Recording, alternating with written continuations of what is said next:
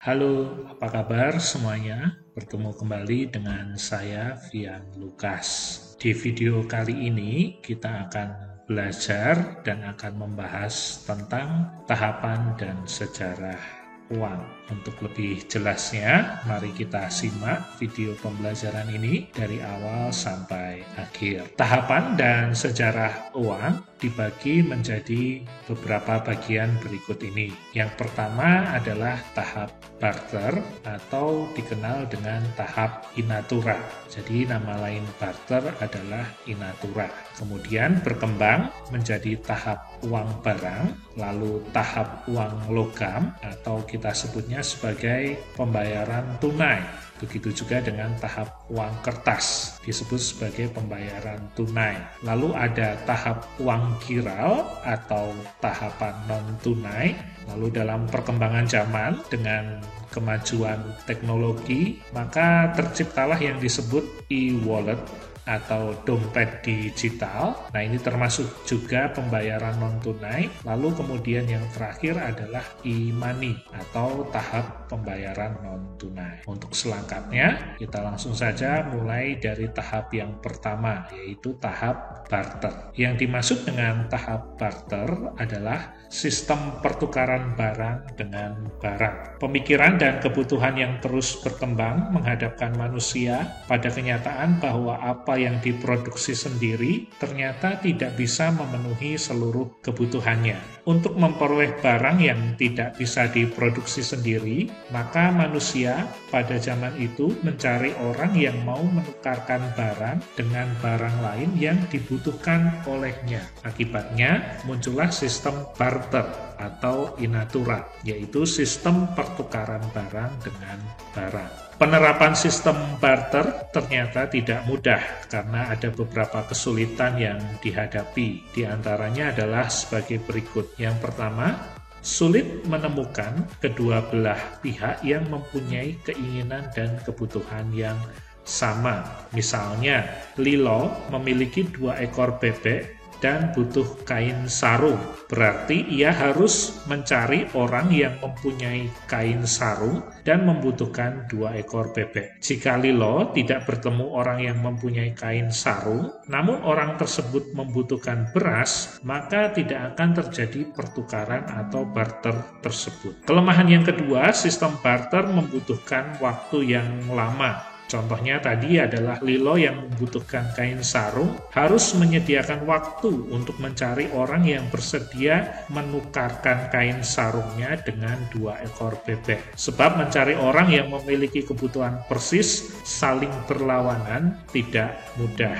Lalu tahapan yang ketiga adalah kelemahan barter, tidak adanya standar tukar yang menimbulkan kesulitan dalam menentukan nilai yang tepat. Misalnya, Lilo telah bertemu dengan Andi yang memiliki sarung dan bersedia menukarkan sarung dengan bebek Lilo. Sayangnya, ukuran bebek Lilo tidak sama dan Andi pun merasa keberatan. Akibatnya mereka kesulitan menentukan standar tukarnya. Lalu kelemahan berikutnya yang keempat adalah membatasi pilihan pembeli. Dengan kata lain, pembeli tidak bebas dalam menentukan pilihannya karena dibatasi oleh ketersediaan barang dan keinginan untuk melakukan pertukaran. Contoh, Andi yang merasa keberatan dengan ukuran bebek yang ditawarkan Lilo harus menerimanya karena hanya itu yang tersedia. Lalu kelemahan yang kelima adalah sulit untuk melakukan pembayaran tertunda. Hal ini dikarenakan pihak-pihak yang melakukan barter menginginkan barang yang diperolehnya dapat segera memuaskan kebutuhan. Kesulitan-kesulitan yang ada pada sistem barter mendorong masyarakat untuk mencari alat bantu pertukaran. Masyarakat kemudian menyepakati penggunaan beras dan garam sebagai alat bantu pertukaran.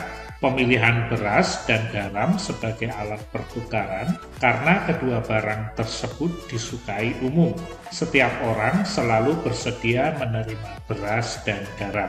Alat bantu pertukaran makin hari semakin banyak jenisnya. Bermula hanya beras dan garam, menjadi semakin banyak dengan diterimanya binatang ternak, kulit kerang, teh, dan tembakau sebagai alat tukar. Alasannya karena barang-barang ini juga disukai oleh masyarakat umum.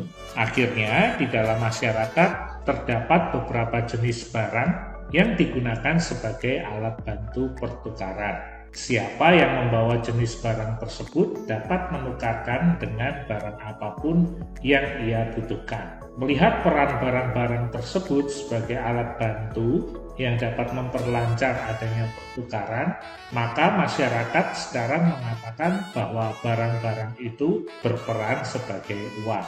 Barang-barang tersebut kemudian dikenal dengan istilah uang barang. Berikutnya adalah tahap uang logam. Meskipun alat tukar sudah ada, kesulitan dalam pertukaran tetap ada. Kesulitan-kesulitan tersebut muncul karena benda-benda yang dijadikan alat tukar belum mempunyai pecahan, sehingga penentuan nilai, penyimpanan, dan pengangkutan uang menjadi sulit dilakukan. Selain itu, timbul pula kesulitan akibat kurangnya daya tahan benda-benda tersebut sehingga mudah hancur dan tidak tahan lama. Kemudian muncul apa yang dinamakan dengan uang logam.